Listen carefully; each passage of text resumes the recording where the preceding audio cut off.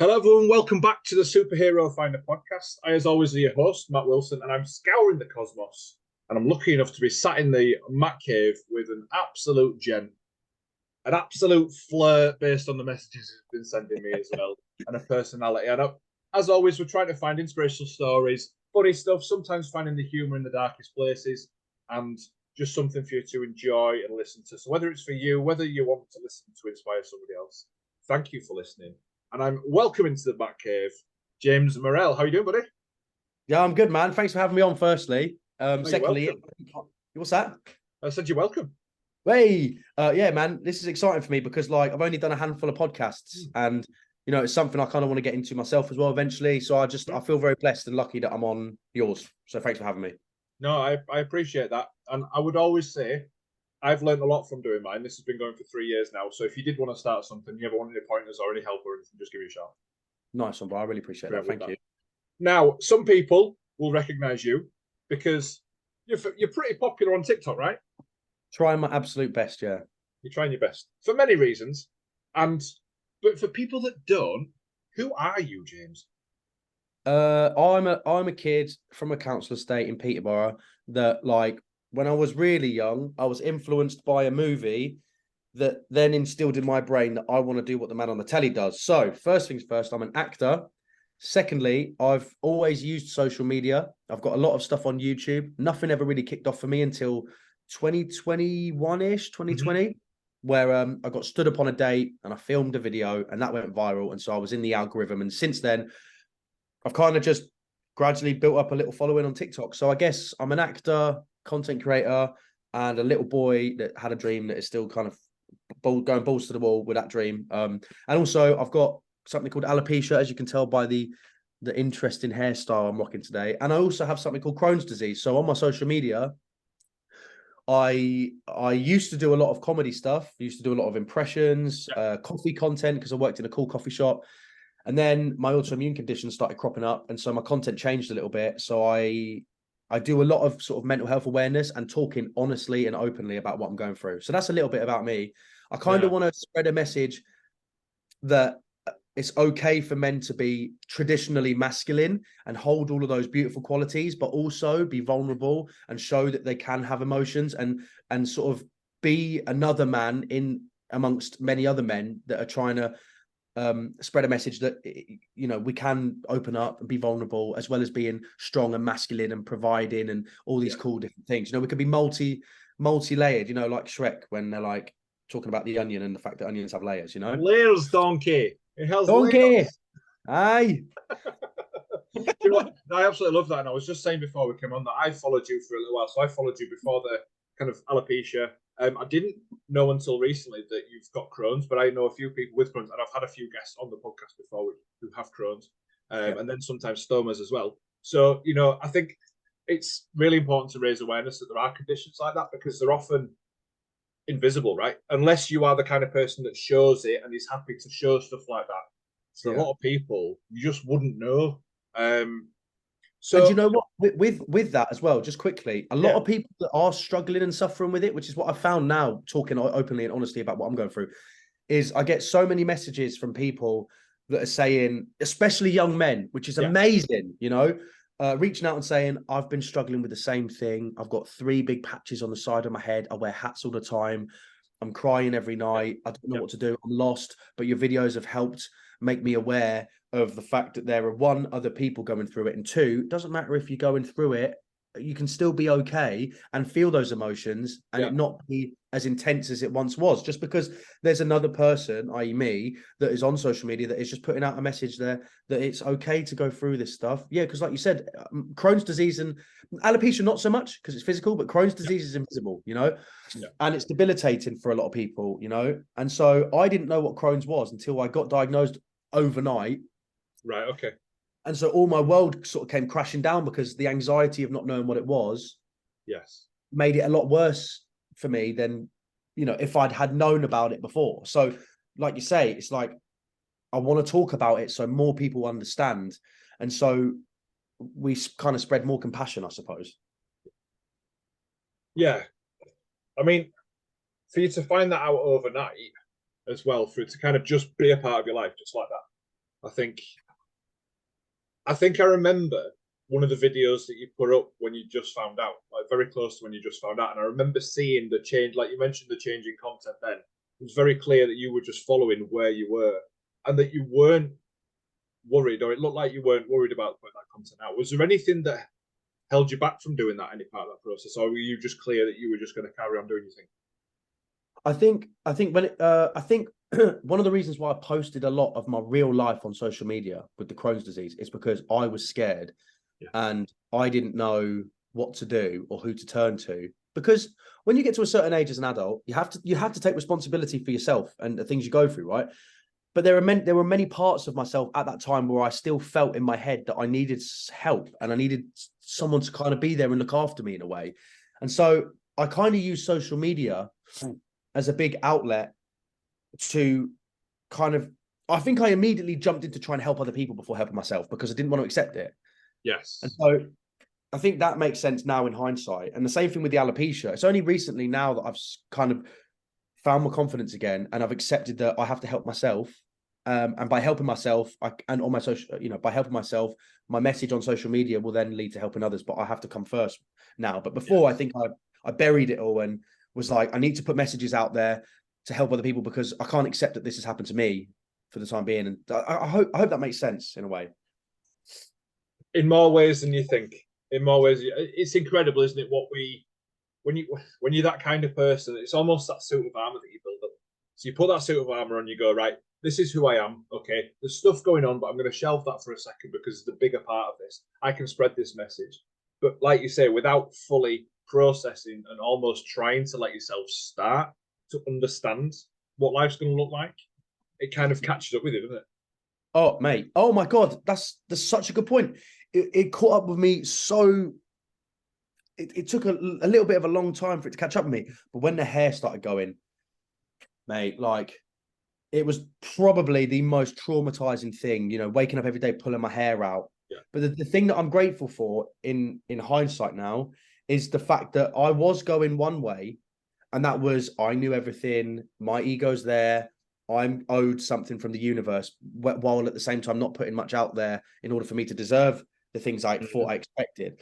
And so it forced me to go inwards and go and essentially start going a different route, which now, like, if I was James before, I wouldn't think that I would enjoy looking inwards and healing and understanding more and taking more time for myself. And it's been a really weird kind of fun, in hindsight, process now to get to where I am now. And don't get me wrong, there's still freaking bad days. Like I was at work yesterday and I was just filming some silly TikToks, to draft to post at a later date. And I was looking at them and I was like, because I used to do a lot of thirst traps when I had long hair and a beard and stuff. And that was, I used to kind of just like love doing it and be really confident. And like now when I try and like go back to that kind of stuff and I'll do like a little thirst trap. Yeah. There are moments where I look at myself and I'm like, I can't do that. I can't look at myself at the moment, So there are down days, but like overall, I feel like going this way instead of that way, like it's led me to a different kind of confidence. And that confidence is I'm very outgoing now. Like today I just went for some food and a coffee, but every place I went into, like I'm having a conversation, I'm bantering with people. Whereas James before was very like outgoing, but also reserved, and I didn't want to learn about people and I didn't care because I was just in my own head and it was all about me.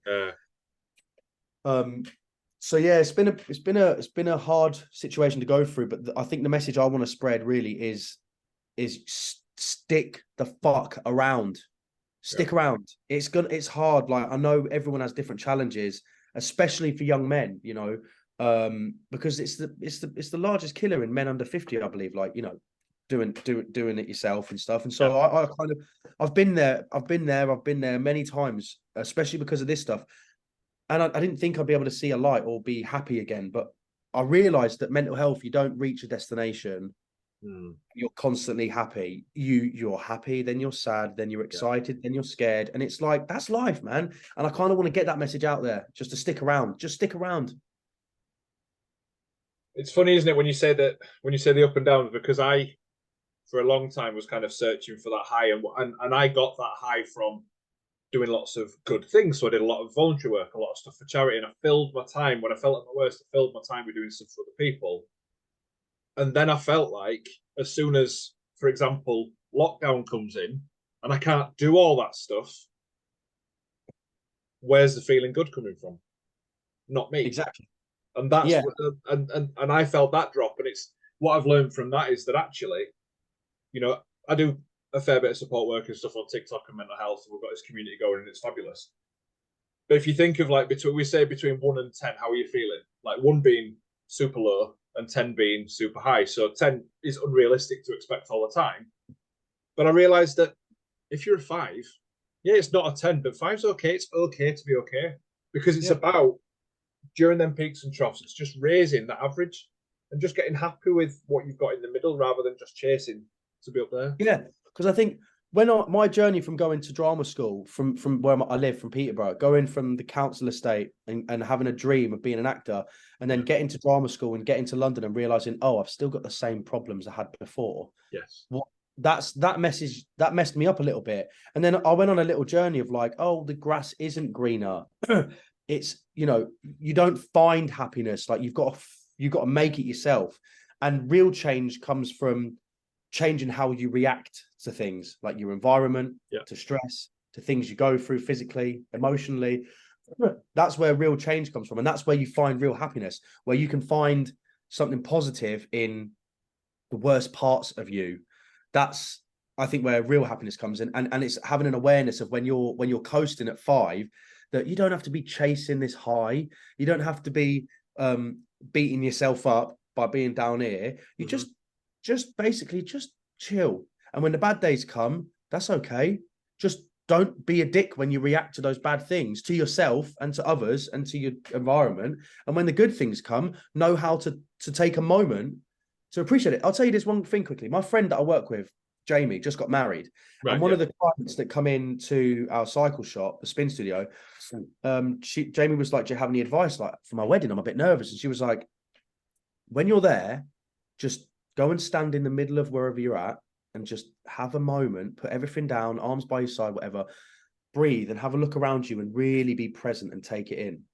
And just like be at a 5. It's okay to just be present and be okay with what you've got and accept the things that you haven't got, because, you know, once you start accepting those things and enjoying your presence and your own presence as well, that's when the good things start to come, even in the darkest days, you know. And I think it took a lot for me to learn that. And I think what I want is to help other people realize that sooner rather than later, I suppose. You suppose. just listening to what you're saying, and there's a lot that I can relate to in terms of kind of my journey in the last 2 or 3 years. But overall, in that, the biggest thing is learning to be. Yeah, learning to be. Just right now, what things can you find that you're enjoying? What things make you feel good? What things make you feel sad? Okay, that's fine, because it's about balance. And like you said, it's how you react to it. I talk a lot when I'm doing workshops and stuff about perception and how powerful perception is, because me and you can look down the same street and we can see 2 different types. We can see 2 different parts of that view. No one can see the whole picture all one time. So when something happens, can you change how you perceive that? You're completely in control of that, aren't you? I think, like you say, so when you're sad, don't be a dick to yourself. Accept it and just be and feel it. Yeah, don't beat yourself up when you're already low. Like you're not helping yourself, you know. But like you said about perception and perspective, like that's something I've gone through now. Like I have a different perspective.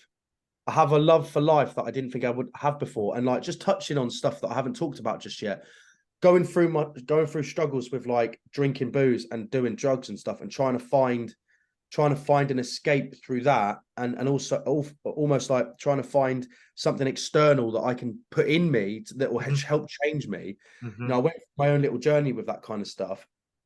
And it wasn't until it got too much and I crashed again and I hit rock bottom again that when I started to climb up from bottom, I realized how much, like, I couldn't, being depressed, man, you cannot see the bright colors, you cannot hear the music, you cannot laugh at the jokes. Everything is forced because you don't have those things naturally, because the depression takes that away from you. So hitting rock bottom again and choosing not to allow depression to control me, I've found like being sober and like doing things sober that I would usually do drunk or a little bit like intoxicated and whatever, I found like the beauty in the little things, like learning how to draw, listening to music, going out for a walk, all these simple things that you're like, I'm not going to do right now because I'm miserable and depressed, are the things that actually help.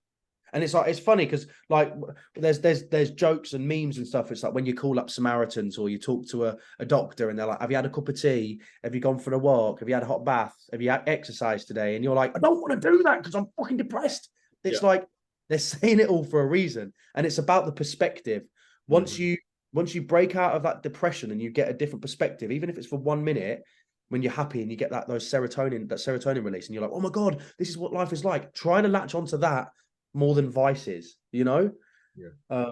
Because we all go through challenges depending on what it is, and we do things that aren't necessarily good for us for a quick fix. When actually, when you get a natural bit of dopamine, like having an ice bath or a cold shower, you know, that shit lasts a lot longer than booze and drugs and all that kind of stuff. So kind of latch onto the things that you think aren't going to help you, and don't get angry when someone's like, have you had a cuppa? Go and make a cup of tea, put your phone down, just sit and be like, okay, I'm not being physically hurt right now. I'm not, I guess it's, you know, that's a bit difficult to say because you might be in physical pain, but yeah, like try and latch onto that different perspective, I suppose. Well, at the end of the day, you're right. If somebody said, I mean, apart from the fact they don't like tea, which being from Yorkshire is quite a criminal offence, but yeah, which is why the Yorkshire accent made me laugh lots when you were saying that. Have you had a cup of tea? Yorkshire tea is the best tea, in my opinion. Yorkshire tea. We have in our drama school, in our student house, one of our mates, Holly, her dad works at the factory that produces like Yorkshire tea, and so we'd get a big bag of like 10,000 tea bags or something ridiculous. Wow. we had a year supply of tea. We're going to say that's just a year. That's still a lot. Yeah. But I think it's the simple things, isn't it? It's the, well, were you going to make a cup of tea before? No. So what happens if I go now and make a cup of tea? It means that you're putting something in there that you couldn't see yourself doing, you didn't want to do. And then actually, what else might you see? You might go, oh, I've got the biscuits in cupboard, I might have a couple of them. Or it could be anything, but it's going in a different direction to the one you were going in. Because it's like banging your head against the wall and expecting it not to hurt. Yeah. You know, when we do the same thing and expecting it to change. Yes. But sometimes we need somebody else to suggest that. Because in those moments, we're not in the position to be able to. And I think that's why the work that you put out there and the workshops that you do and the people that you meet, like it's meaningful and it's fulfilling. And also that's why it's important to maybe look into some therapy. I've done 2 rounds of therapy now, and it's good to be held accountable for your input into what you do to yourself and others that might cause you to feel depressed and ashamed. And it's also good to have a different perspective from someone that has no relation to you, that doesn't even know you, that is only listening to your side of things. And so it's good to look into therapy. You know, I didn't think I'd ever go because I thought, you know what, I'll just figure it out myself. But until I went, I was like, this is kind of helpful. But I will say this, like a therapist isn't there to fix your problems. They're there to offer a different perspective, their advice and support, you know. So don't do what I did the first time and go in expecting to be fixed. Go in expecting to hear a different perspective and really appreciate the time you get with them and be completely honest. If you can get yourself to a place where you're completely honest. So I've just had session 17 of therapy this morning, right? Which is over the phone, which I'm really, really lucky that I got within about 6 weeks of asking for it, which is fab. But the one thing that I found amazing about it is because it's regular and they keep your session at the same time on the same day each week, so it's a commitment.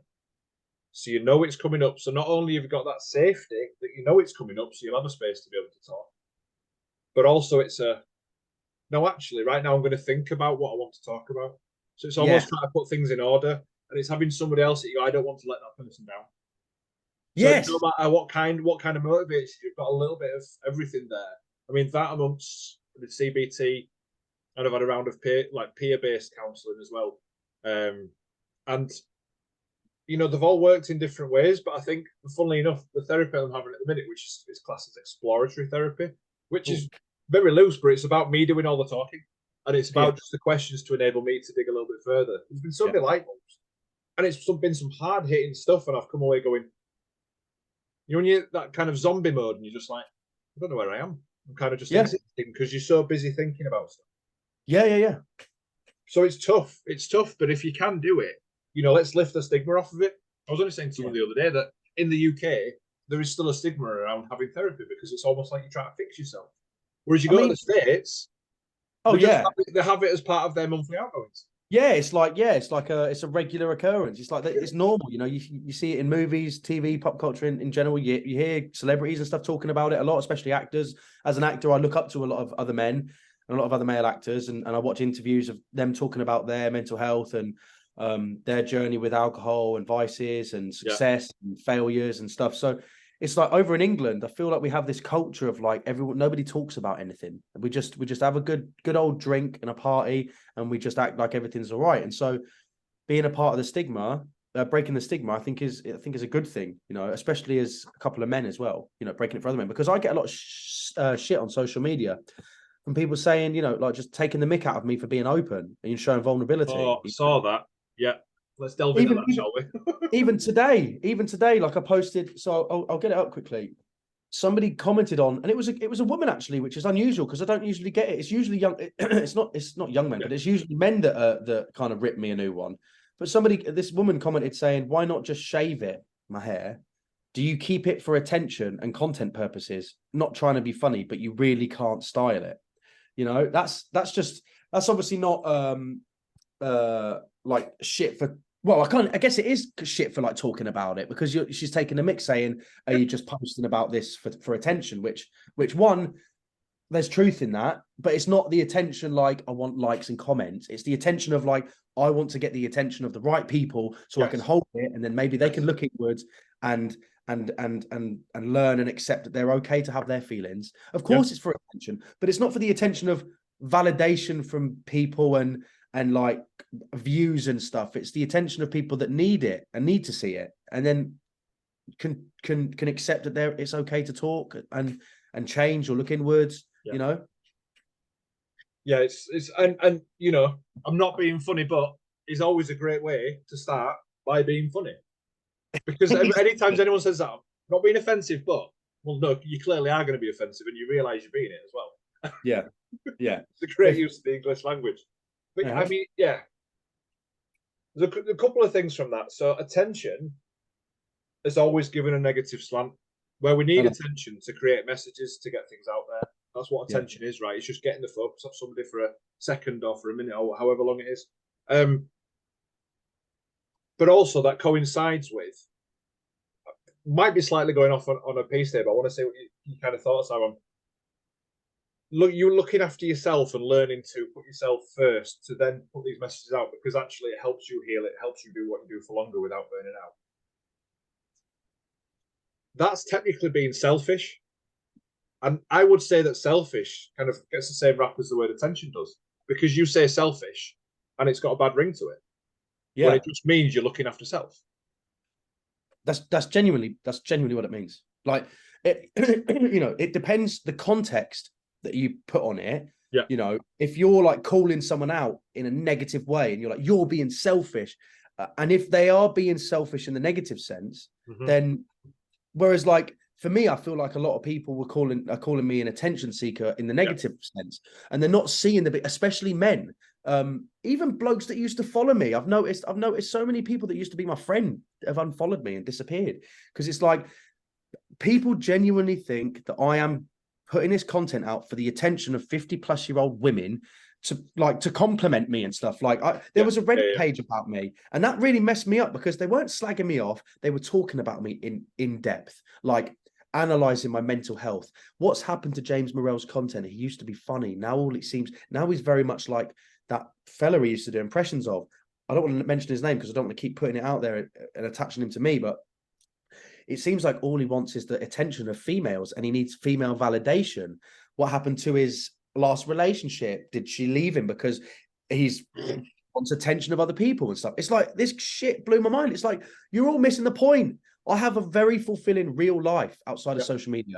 I've got really cool friends. I travel around. I don't have time to be meeting up with all these 45-year-old plus women that are all, and that's the attention I get, the positive attention. I don't get people my age hitting me up and being like, yo, do you want to go on a date? You're sexy, rah, rah, rah. I get attention off of like people that are older than my mum, you know? I want to spread a message and I want to show vulnerability because the majority of social media is bullshit. It's fake.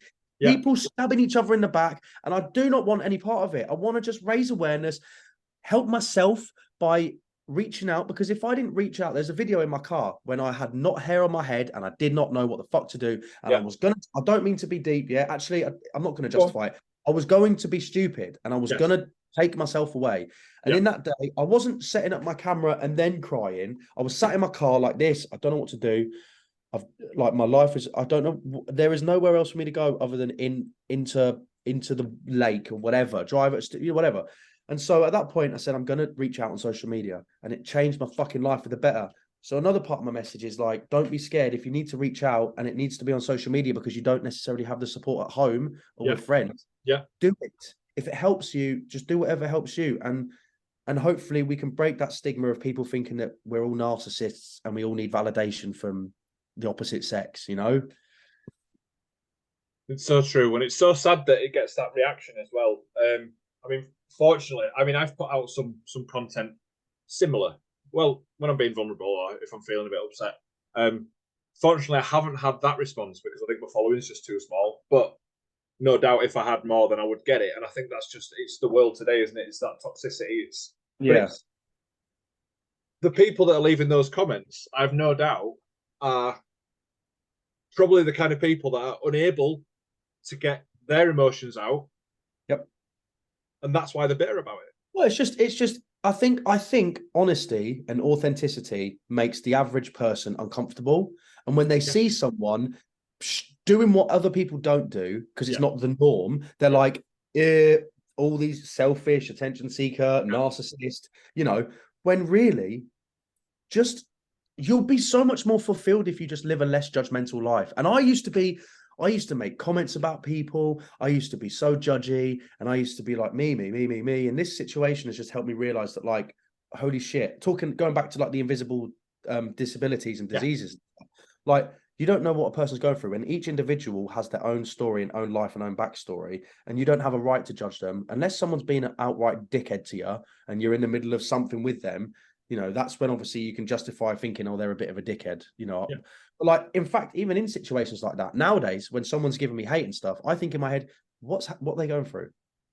What are they going through? And so then because I used to respond to comments all the time because I couldn't help it, because I'm like, I need to fucking get back at everyone, like, blah, blah, blah.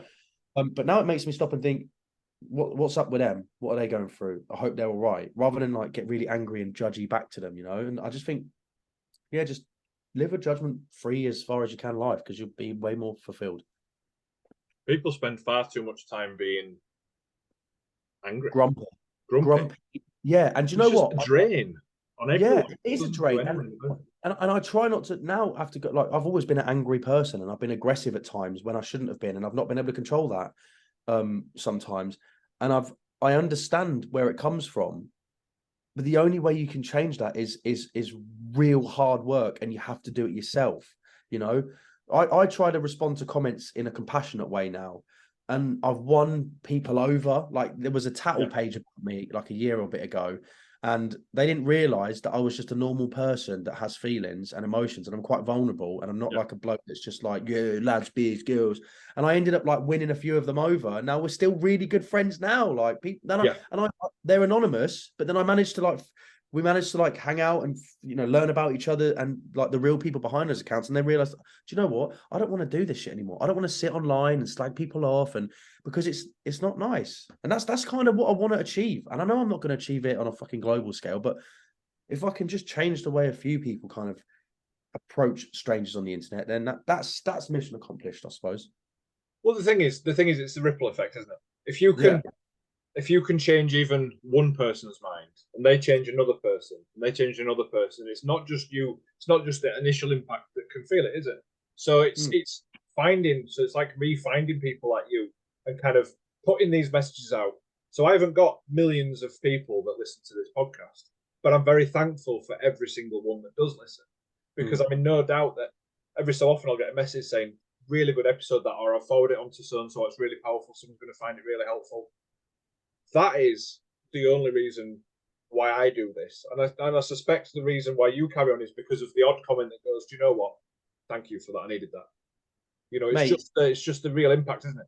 Yeah, it's like those messages that I get in my DM requests that I read and that are just like, listen, mate, I'm a 16-year-old boy. I'm at school. I got bullied for my hair. You've allowed me to. I'm just gonna let that siren pass.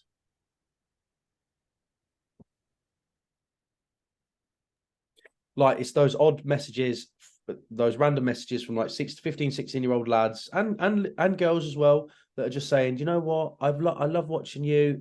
I've been bullied because of my hair's falling out and I really didn't know what to do, but you've just made me realize, oh, screw it. I feel a lot better now. It's going to be a difficult journey, and I know I'm going to be okay. You know, it's those kind of things, you know, that make it meaningful, because I doubt myself a lot because I get a lot of hate. So then I start thinking, oh no, what am I posting? What am I doing this for? And I'm like, no, this is why I'm doing it. Yeah. Because those negative comments always feel like they shout louder. Oh, mate, I'll go through 20 comments and I'll read one negative, and that's the one I remember. Yeah, and that's, you know, there's a lot of things behind that.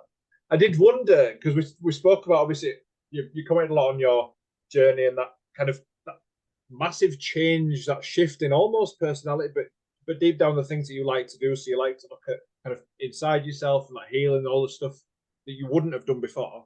So obviously this has been a catalyst for something. Where are you at now then?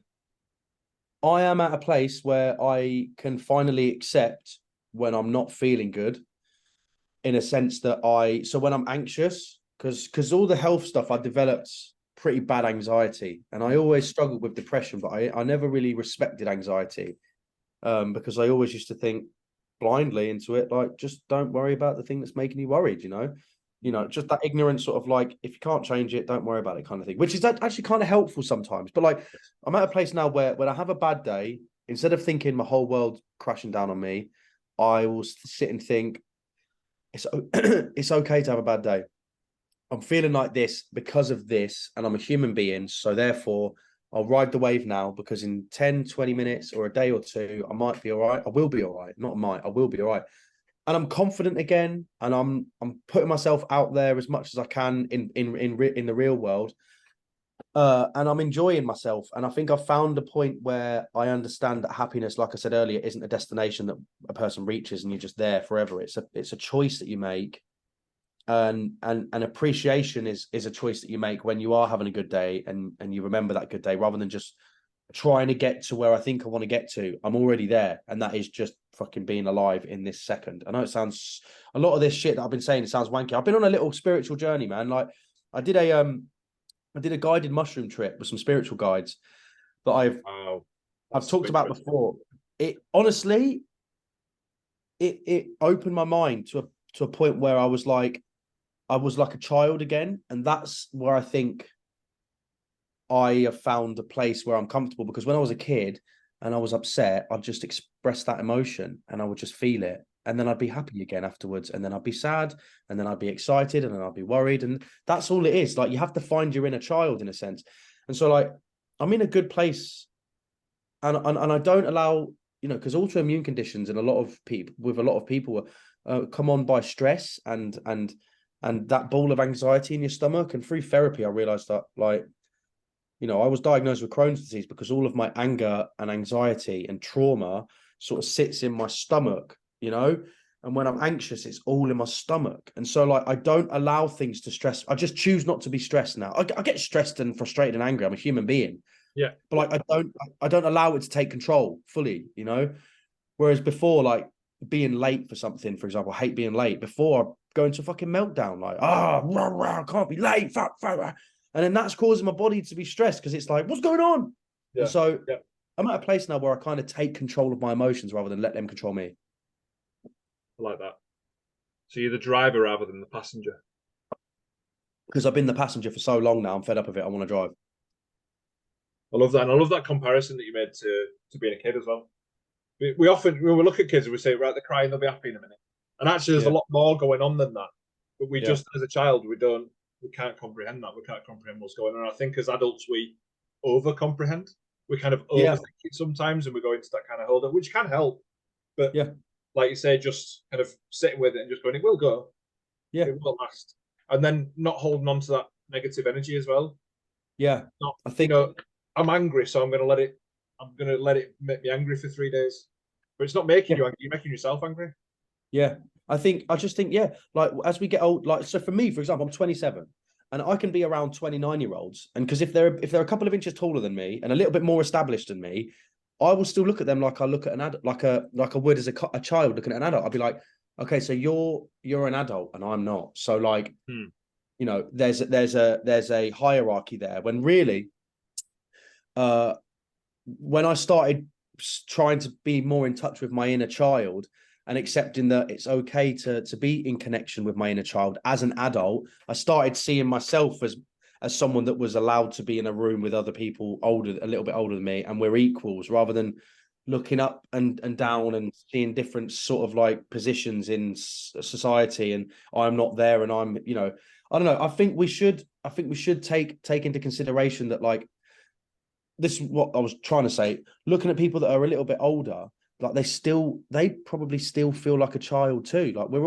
all just winging it and making it up. And I think once you realize that, and you realize that your parents don't have it all figured out and they're not going to solve all your problems because they're just trying to fucking figure it out for themselves still, and nobody reaches a place of like, I got it. You just, you know, that's my mushroom trip helped me realize that. And I haven't talked about it much because I don't want to be that person that is like, wow, I've done this, you should do it, and be preaching. Yeah. Because it's not for everyone, and you have to be respectful, and you can't necessarily go into something like that worried and anxious and stressed and thinking it's going to save you, because it might not. It didn't save me. It just helped me see a different perspective, and that perspective was getting in touch with my child inside me and having more compassion for myself. So when I'm having those bad days, not to beat myself up even more. And you know, it's just it was a beautiful experience, and I just see people in a different way than I did before. You know, I was always trying to find who the fuck is going to fix me. Girlfriend, fix me? No, angry. Family, fix me? No, angry. I never wanted to look and fix myself until I had that experience, and it opened my heart a little bit. And then, you know. Thank you for that. That's a really honest share, and I really appreciate that. I think, although I haven't done mushrooms, although I would be open because I think it's genuinely really fascinating. And I know in some countries they're actually it was an actual therapy, aren't they? Yeah, so it used to be. So they used to use psychedelics in America before Nixon waged the war on drugs, and they were used to treat mental health as opposed to SSRIs that are commonly used these days. You know, sertraline and stuff like that. And then they banned it all. But I think in certain countries they're experimenting with it all again, and I think doing it recreationally is a totally different experience than doing it in a setting with spiritual guides, setting your intentions, appreciating it, and having an end goal, rather than just being like, you're gonna fucking bang these and just, you know, have a good time with the lads or whatever. I did it in a setting with people that I didn't really know, but I knew deep in my heart that I could trust. Yeah. And they guided me through it, and they were with me every step of the way, and they encouraged me to really soak it all in rather than, you know, go crazy. And yeah, man, it was beautiful. And there are various benefits to it, but like the one of the main thing I came out of it was definitely getting in touch with my inner child. And you can do that without it. Just look at things, look at the sky and be like, think in your head, wow, what did you think about when I was a kid? I used to look at the clouds in the back of the car, and I'd look at the clouds for 45 minutes to an hour and a half on the way back from the beach, and just look at there's a giraffe, there's an elephant. Yeah. And that's what it is. It's finding the color in a tree, looking at the sky, you know, looking at people and being like, fuck, what the fuck? This is sick that I get to be here. Yeah. I just wanted to make a comment before I say something else on when you said about looking up at people almost as that childlike, almost like in awe, that they're almost the grown up or the more established or the more, you know, further on than you are, I suppose. Yeah. When in realistic, I'm a massive gamer, so really every year you live, you just get another level out. You just double play level. You just level it up all the way through until actually you technically should be most powerful at 100. But you know, but I found doing this podcast so really interestingly. So this started off with just people that I knew, just people that I knew of, and I've networked a little bit on LinkedIn, and I kind of just found people that knew what they were doing. They were coaches and stuff. It was very safe stuff. And then I started reaching out to people that I had that same reaction to. So it had been, I'm into strongman, as we've said before we came on. So I reached out to a couple of strongmen and were like, okay, so this is working. So then I managed to get Mitchell Hooper on, who is now the world's strongest man. See? So and it was because I sent a message and it was just a normal response. It was a yeah, sounds good. Normal person with their own shit wanted to come on, and then and then that spread to I'll acknowledge, I'll say this, whether you want to accept it or not. When I sent a message to you, I didn't expect you to say yes, because there might be so much going on for you. You might receive 10 requests a day and you might just be ready to just bin them off. Yeah. But I live in acceptance of that. And I think the people that do accept when I ask, because I don't send millions of invites out. In fact, I've had only a couple of people that haven't ever replied, but it just means so much more, because every single time it's the type of person that wants to actually just be genuine, be authentic, and have no other reason to come on other than a bit of intrigue. And actually, what would that feel like? And let's spread a message. And do you know what? Like, just quickly to refer back to being your inner child again. Yeah. Go back in the day when you'd be out playing with your friends. You'd knock on somebody's door, and their parents could answer, no, they're not coming out. Yes, they are coming out. It's like the old way of, like, so as an adult, for example, meeting people in person is a bit daunting, because as a kid, you just walk up to someone and be like, hello, my name's James. Do you want to play together? Yes, no. You wouldn't really think about the outcome. It's like a comparison. Again, like, going when you first meet someone, or you see someone that you at school that you want to like hang out with outside of school, and you kind of figure out where they live or whatever, because one of your friends lives next door, whatever, and you just, you want to go and knock on the door and just be like, fuck it, I'll just give it a crack. And if I don't get it, I don't get it. If I do, I do. It's like, that's how I'm trying to live my life now. Again, like being almost like being like a child again, having that blind confidence of just living in acceptance that if, like, you knock on someone's door and they can't come out, it's like, nah, just go. And then you forget about it 5 minutes later. Like, I appreciate that you asked me, because, like, I love doing this stuff. Like, social media, might have been doing it for like 2 or 3 years, but like I said at the start, like, I come from a very sort of, like, I don't know, I always use the word council estate. Like, I'm a street boy. Like, I was always out playing. Like, I've always had a little dream that I've always thought was unattainable because of where I come from and the stigma attached to that. And so, like, when I get opportunities to do something like this, I'll fucking try my best to snatch it up as soon as possible. So I just want to say genuinely that I appreciate you having me on, because it's cool as fuck. I mean, 3 words: cool as fuck. Cool as fuck. and actually, when you said knocking on the door, and I've got memories of this, you didn't even care that you might have walked 15 minutes to the house. Yeah. If they couldn't come out, they couldn't come out. You didn't ring each other. Because you walked home, and that was fine. Yeah, because the walk there and the walk back, like, fucking God knows what you'd get up to. I was always out playing. Like, I wasn't like, I was just always present, and that's kind of what I'm trying to achieve now, like, as an adult, because being on social media and stuff, like, you develop some kind of addiction to the dopamine, and it's messed up, and so you forget sometimes to put this down and just go out. And so, I mean, for me now, it's all about just being in touch with my inner child, I suppose, as much as I can, whilst also having adult responsibilities, Yes. And so when I was a kid, I'd just always be out, and it didn't matter what I was doing. I was like jumping on a mattress in the woods, building a den, like throwing a freaking like Spider-Man figurine up in the air and catching it. Oh, I'm just trying to, like, be present again as much as I can, because this has taken a lot of my life away, my real life, And that leads me on to really, really nicely, unplanned, into my next question, which is what comes next for you. What have you got planned?